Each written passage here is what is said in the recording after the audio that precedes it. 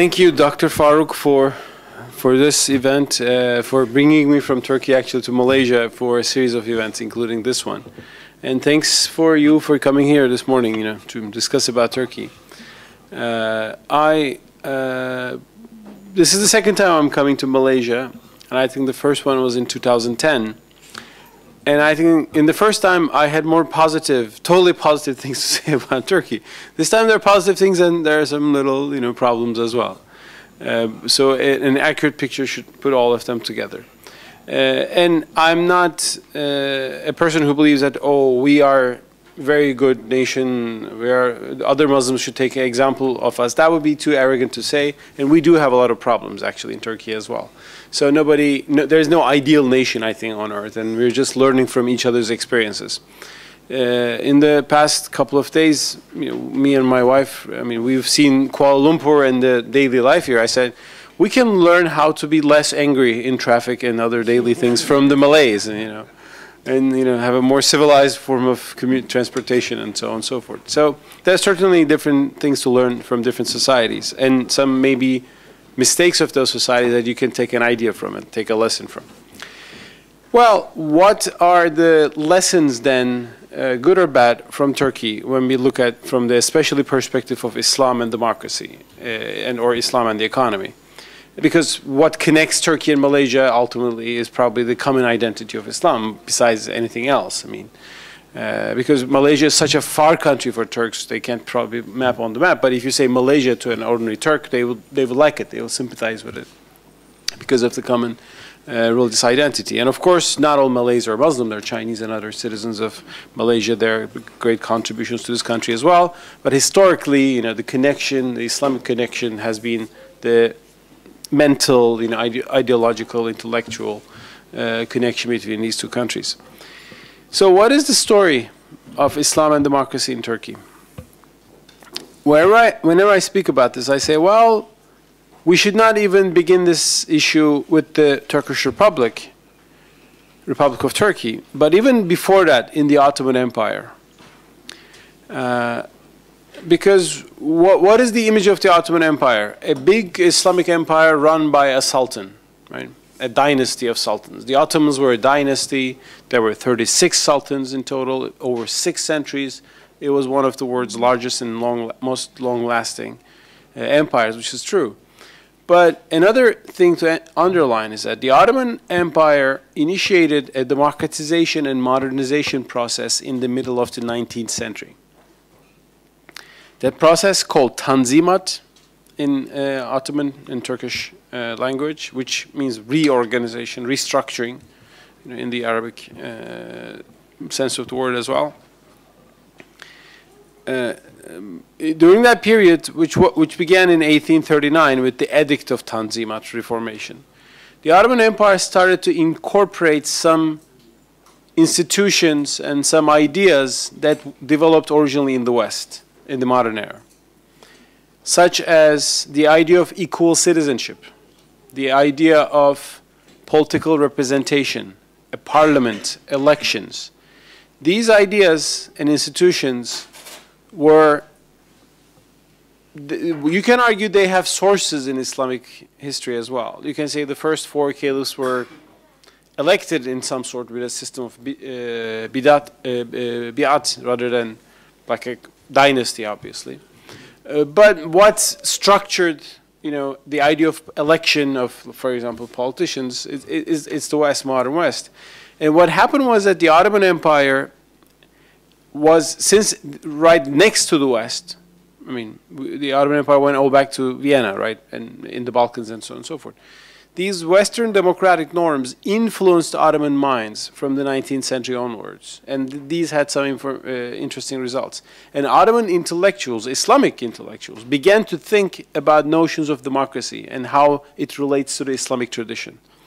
And it was, for example, Ottoman intellectual Namık Kemal, who said that, well, the Western idea of democracy is very similar. At least it resonates with the Quranic idea of consultation, shura. It was first he wrote this, and then it became a common idea in the Muslim world. Therefore, those reforms are important, and because those reforms were made in an Islamic frame of reference under the Caliphate, but also with some liberal ideas coming from the West. For example, the Ottoman Empire in 1856 made Jews and Christians full equal citizens of the empire. Before that, they were zimmi, protected. And that was the norm in classical Islamic fiqh and Islamic history. But Ottoman Empire made them full citizens with the exact equal rights with Muslims. So Jews and Christians before that could not enter Ottoman bureaucracy, were not ministers or they didn't have any high post.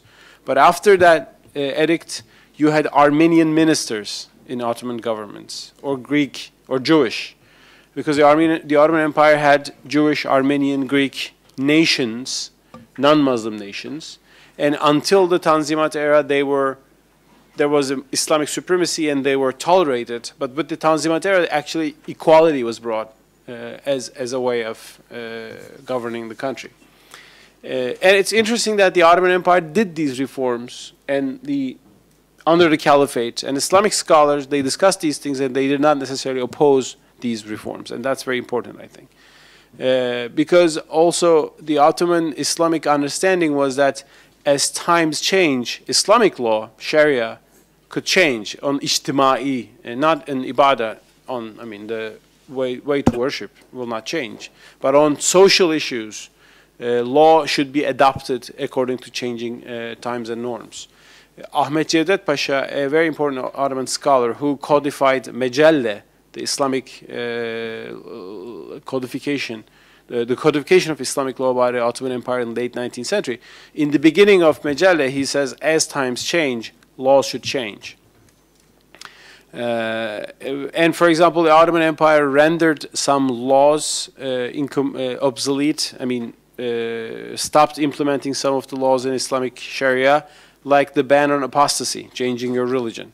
It was banned in the Ottoman Empire until 1850s, but then the empire said, this is not, there's freedom of religion, it's accepted, and if people want to change their religion, it's not banned by the state. And very, very few people would ever do that, as it's still the case in Turkey. And these steps have been taken, and it's important. And interestingly, there were a few reactions to the Ottomans during these reforms.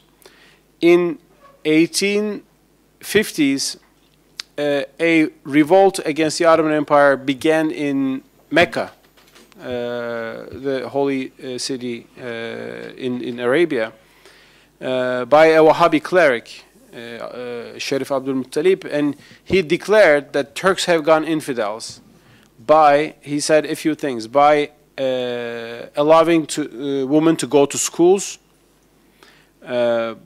by allowing the British to open up a consulate in Jeddah, because he thought the Kafirs should not step on the soil of Arabia. And he also said by banning the slave trade. That was the case, especially in the Arabian Peninsula. In response, Ottoman Islamic scholar Cevdet Pasha wrote that these are not violations of the Sharia. The state has the right to make some certain adjustments, and they're not against the principles of Islamic law anyway. So there were some already tensions between what you would call the more rigid interpreters. They are called fundamentalists in the 20th century, but also other Islamic thinkers who were more open to the idea of adaptation of law according to changing circumstances, without abandoning their loyalty to the principles and the intentions of Islamic law as well. So that whole Ottoman Tanzimat era is, I think, worth looking at today, because some of those debates in the Tanzimat era are still going on in Egypt or in other countries today, who are having, an effort to reconcile the demand for democracy, Islam, and the prejudices of the secularists sometimes against democracy, because democracy brings the wrong people to power, as some people think.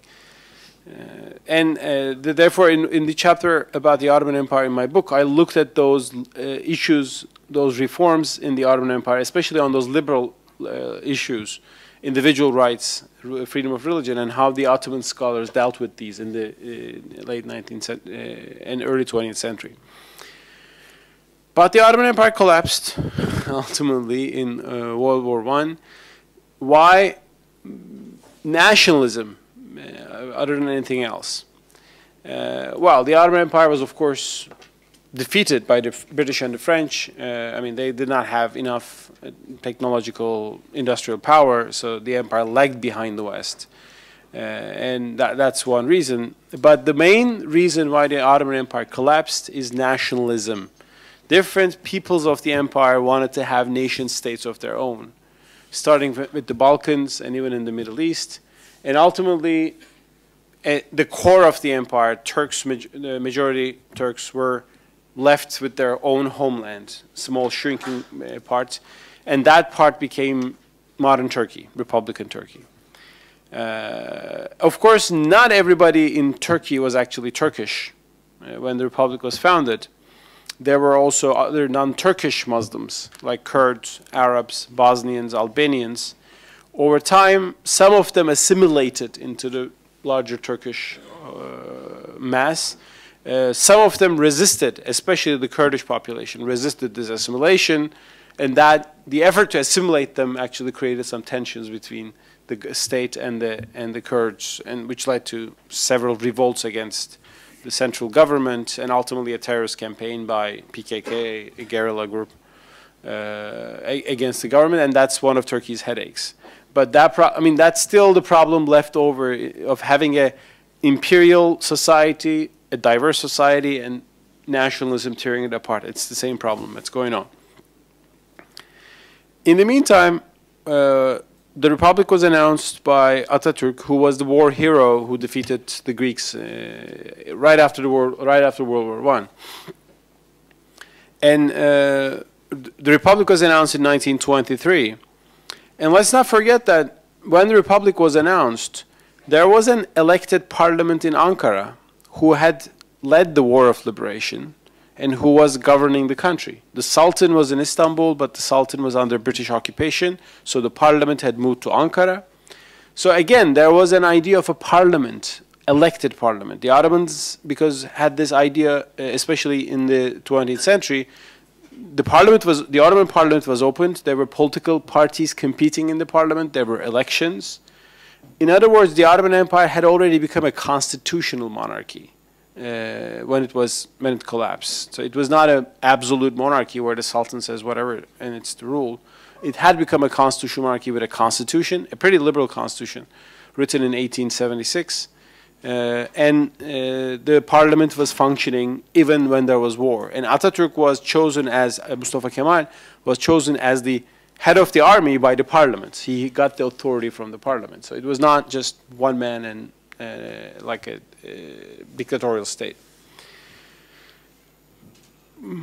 After the war, though, the Republic was announced in 1923, but soon the different parties in the parliament were replaced by one single party, the party founded by Atatürk, People's Republican Party. And Turkey quickly became, in just 1 year, became a single party state. I mean, that was an authoritarian era in Turkish history. So I think it was a mistake. Turkey should have continued the democratic initiative, democratic legacy initiated by the Ottomans, but it wasn't the case. The parliament remained as parliament, but everybody else other than Atatürk's own party was wiped out and closed. Opposition parties were closed down. So we have what we call the single party period from 1925 to 1950. In that single party period, Atatürk and his followers developed an ideology that we still call as Kemalism. And this ideology had certain emphases. Nationalism was one of them, and secularism was the other one.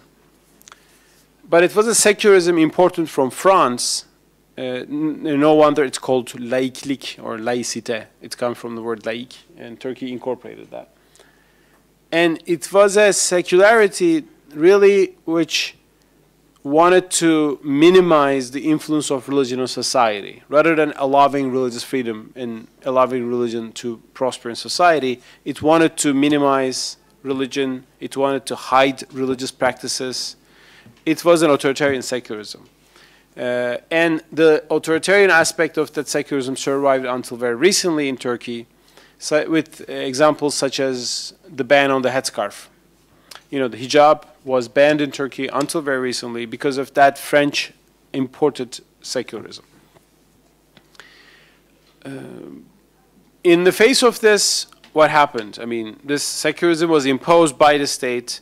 Some people identify with it, but the great majority of the society didn't like the secularism, this laïcité, and what the rest did, what the rest of society did.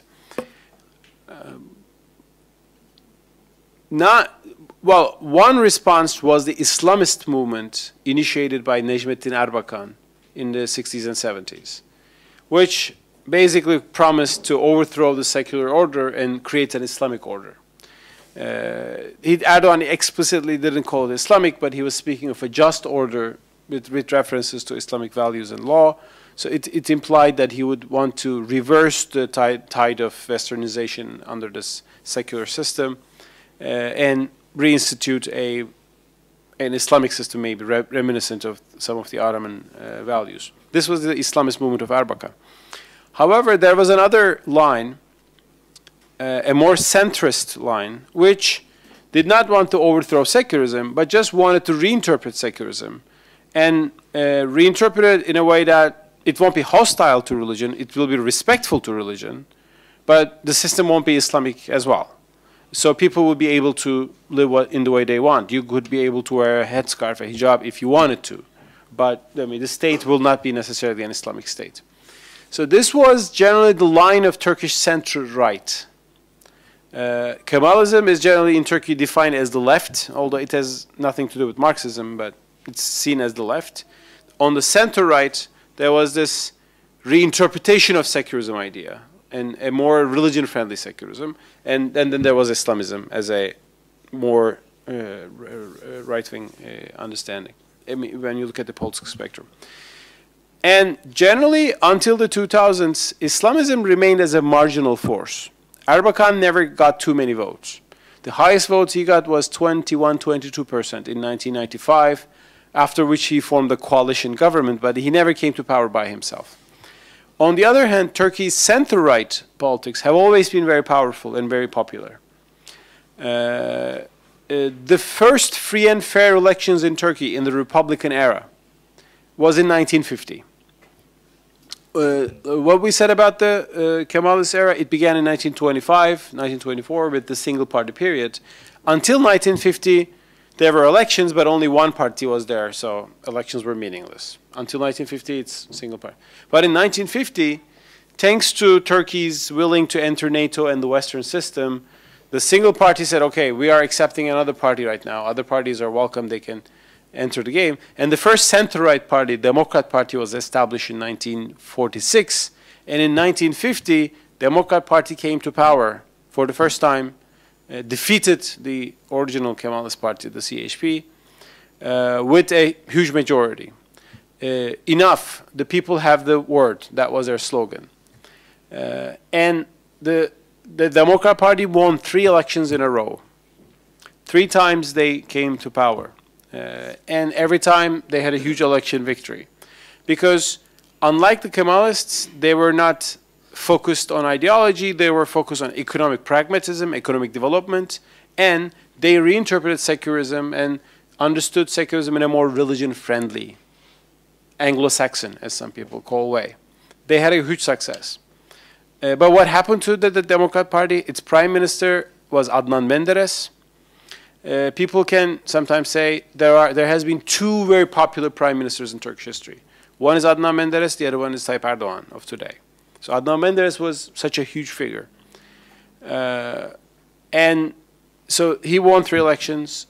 Adnan Menderes is also the leader who entered NATO. Under his government, Turkey joined NATO in 1952, if I'm not wrong. 52 or 53.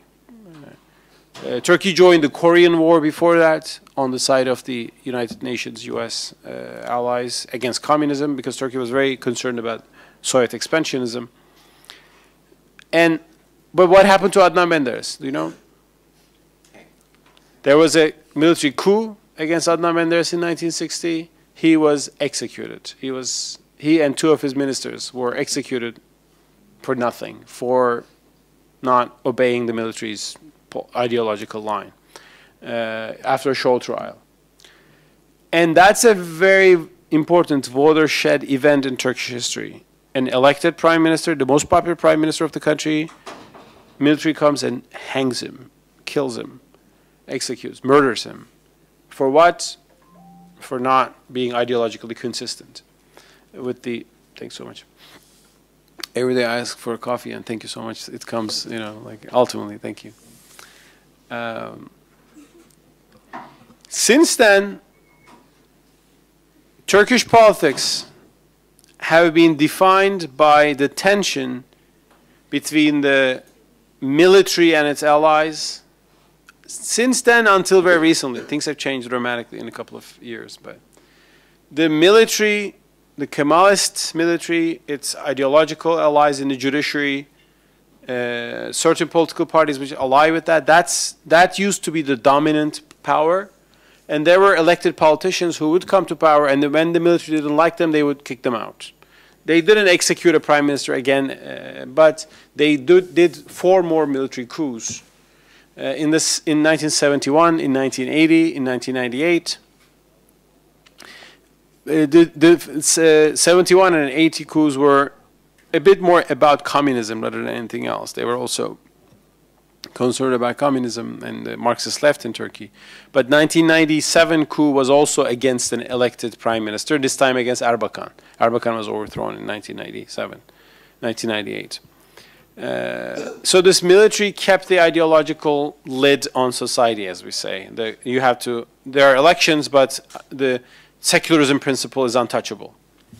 And for example, when in 2007, when the AKP passed a constitutional amendment which would allow the hijab to be free in the universities, only in the universities, the Constitutional Court, the Kemal's Constitutional Court, overrun the article and opened a case against the AKP even to close it. So it was a fanatical secularism that I compare to communism, in very ideological and very, very religionophobic, if you can call it Islamophobic as well. So this was the norm. But as I said, in the face of this, there was a line of the center-right and also Erbakan. Center-right was saying, we're not against secularism, but this is not what secularism should be. In America, you can wear hijab and go to campus. Nobody stops you. So this is a very narrow understanding of secularity. We can have a different understanding of that. That was it. And Erbakan's line was that we want to get rid of this and, you know, Islamize the system. Don't forget, Erbakan became never very popular because also other people, they wanted freedom for the headscarf, but they necessarily didn't want an Islamic state which would look like Iran or Saudi Arabia. Many people didn't like that. AKP's success, Erdogan's success, is to, while he's coming from the political roots with Erbakan, he moved away from that and got closer to the Turkish center-right.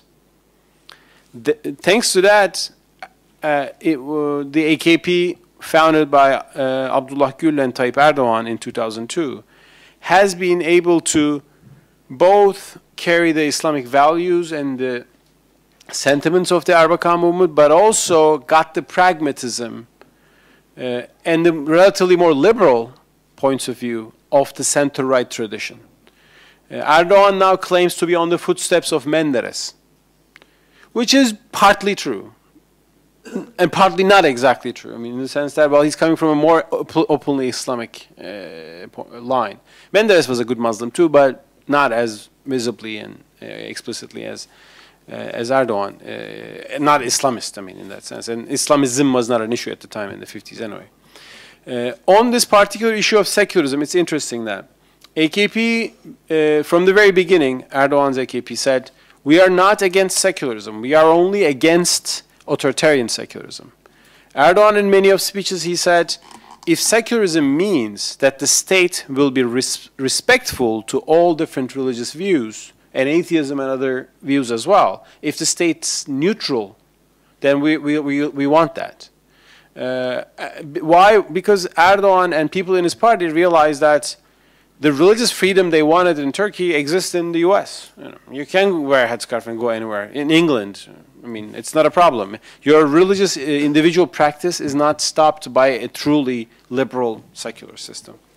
And thanks to that, they have been able to get more support in society, and also have been able to get rid of some of the accusations of anti-secularism, by the other camp. And the AKP story is by and large a success story. It's been now 11 years. The AKP is running Turkey. It is winning every election. It's increasing its votes in every election. And I think there are several reasons for the success. One is, of course, the economic success story. Turkey has been economically very successful, and that's a center-right tradition. In Turkey, the center-right always focus on economic development. Markets supporting businesses, encouraging economic development, focusing on building the country with highways, skyscrapers, malls. I mean, there are a lot of shopping malls and big buildings in Kuala Lumpur. We have now the same trend in Istanbul and elsewhere.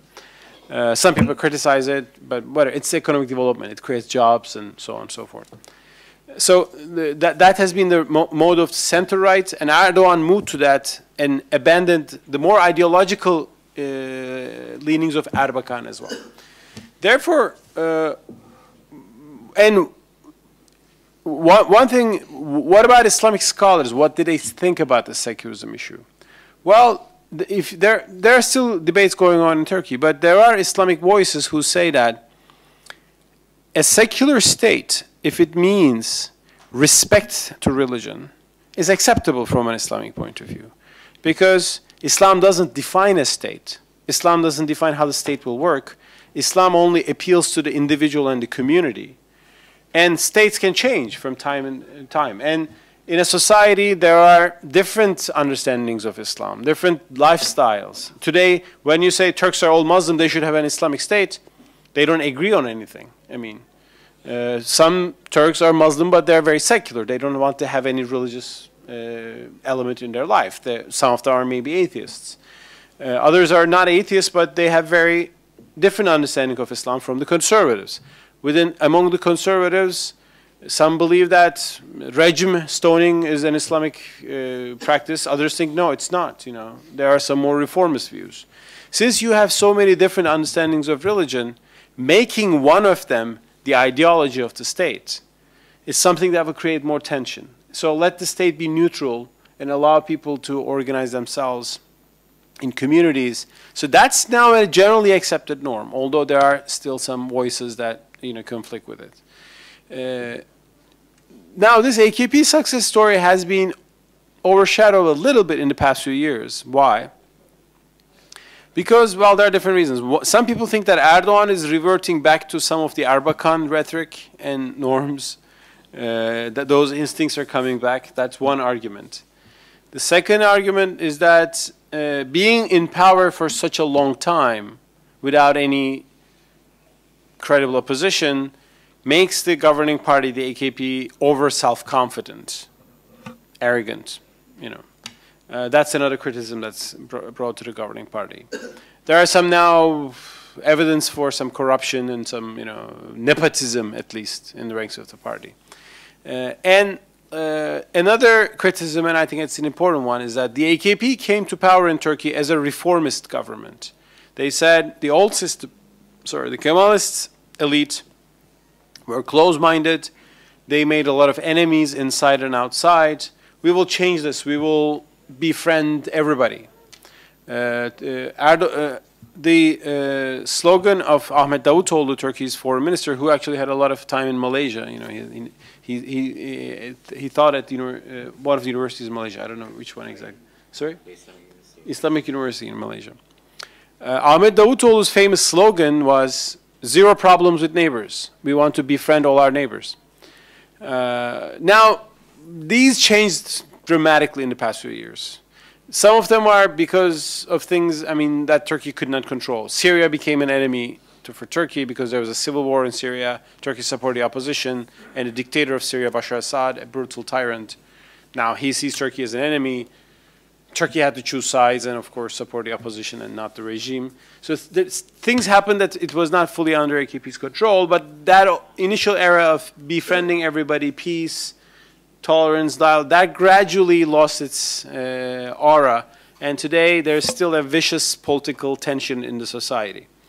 Erdogan defeated the old guard, the military and its hardcore secularist allies. Erdogan did this by making allies for himself within the Islamic community, the Gülen movement, like an Islamic movement led by a respected scholar, Fethullah Gülen, who lives in the US, but who's from Turkey. But now, in the past couple of months, there's a growing tension between Erdogan and the Gülen movement this time, which are all conservative, pious Muslims, but they had disagreements, and disagreements turn into tension. I think we Turks have a systemic problem, and that's something that we should, look up to Malaysia to, get some ideas and some education, is that we're too tough, too macho, and we love to fight each other, I learned that in Malaysia, everybody's smiling and very polite and calm. I think we need that. We need the Malaysian model in this sense, or we just cannot stop fighting with each other for some reason. It was the secularists versus the conservatives. Secularists are defeated. Okay, now the conservatives are fighting each other. When one wins, I mean, I'm sure within that camp there will be another fight. So this constant battle culture, machismo, like imposing your will, I think that's one of the key problems of Turkish politics. And that's in that area we're not a model at all. Please don't take us as an example. And that has many reasons. It's a combative culture, and also a lot of mistrust in society. Every camp believes that the other camp is actually conspiring something. And also that sort of very paranoid political culture doesn't help. It disallows consensus. Today, I think, as Turks, there's one thing we should understand. We have been able to secure elections. Now, who runs Turkey? Those who win the elections. That's good. That's democracy 101. But that democracy is not just 101. There are many other levels. The other thing we have to learn is that democracy is also a culture which includes dialogue, understanding, consensus, sometimes a concession, so that you can come up with a solution that will not be your 100% ideal solution. It will be 95%, but it will make the other camp feel a little bit better. We are still not at that stage of that, the democratic consensus building culture. It's still very combative, and I think we are suffering from that mainly right now. When it comes to the Gezi Park protests you mentioned, that's another, that's a sign of this combative political culture in Turkish history. Now, Erdogan defeated the secularist authoritarian elite. That's good. So in a sense that now the hijab is free in Turkey. You can wear it if you want. Anywhere. In the universities, you can get a public job. That's great. But now the secularists are fearing that, is it changing upside down now? Now, will we be the underclass, and the Erdogan's conservatives will be the upper class? And Erdogan doesn't do enough to elevate these fears. He actually sometimes provokes.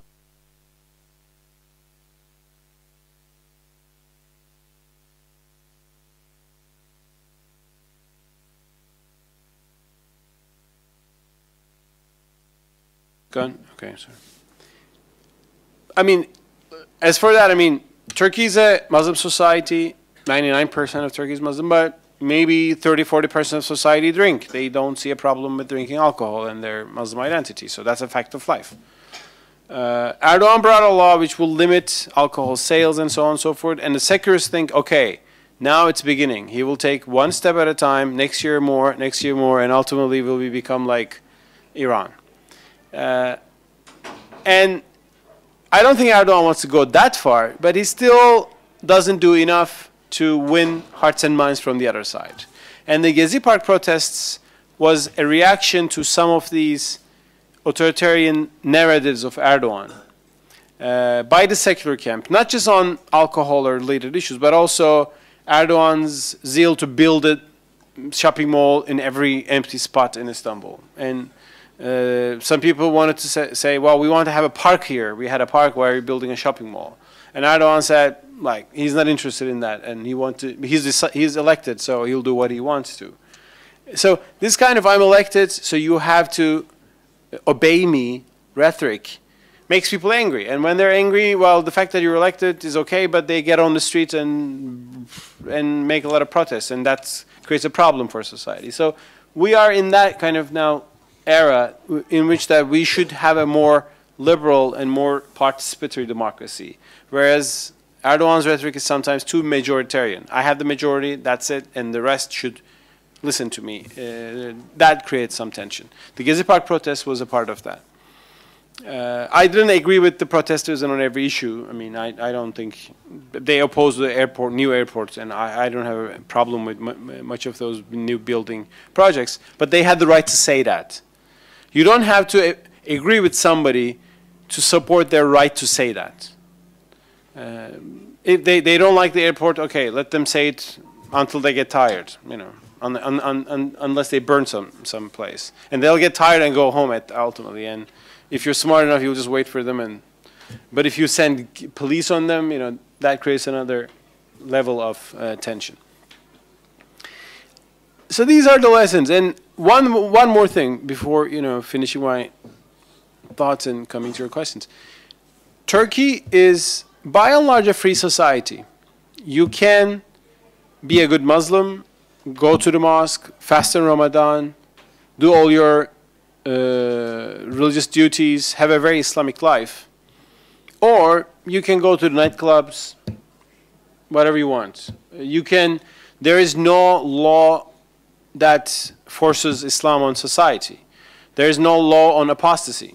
If you're a Muslim and you say, I decide to be a Christian, you can become a Christian. It's not a crime. I mean, you will have some reactions from your family and friends and so on and so forth. So states doesn't force Islam on people. Does this make Turks less religious? No. I mean, a friend of mine who used to live in Iran says that more people fast in Ramadan in Istanbul than in Tehran. Well, you can't, in Tehran, you can't show that you're not fasting, but you can, because there's pastaran, the religious, you know, the government, the morality policing and so on and so forth. But policing people doesn't make them more religious. Actually, it makes them hypocritical, sometimes more reactionary to that. That freedom doesn't make Turks go away from religion. Some do, but some don't. But still, Turkey is a very religious society, a very observant society compared to Western nations, for sure.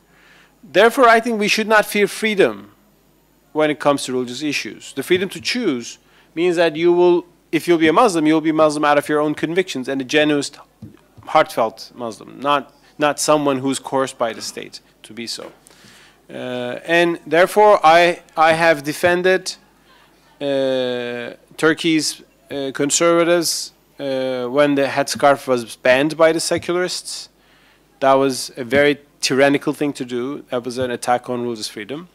But I will criticize Erdogan and stand against him if he says, okay, no alcohol anymore. That will make Turkey a hypocritical country. People will hide it in bags and drink, and if they want to drink, let them drink. It's their choice, and we're not God to judge people on this earth for their personal connections with their religious values. And I think Turkey is a country which gives, that's the lesson. And the more you do that, you create tensions in society, also which hurts your general societal well-being, peace, and harmony. So let me finish at this point, and your questions, comments, protests, all welcome. Yeah.